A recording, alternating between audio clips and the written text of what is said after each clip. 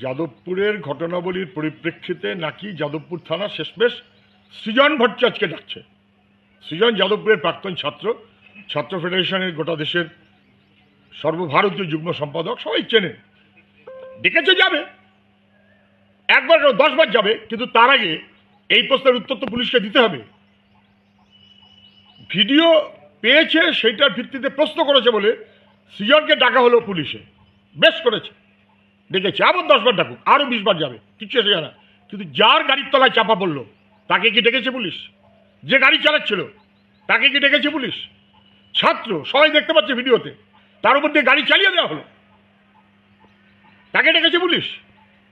Court order করেছে, তাই শেষমেশ এফআইআর করতে হচ্ছে। পুলিশ যে অপদার্থ এবং অযোগ্য ধরা পড়ে গেছে।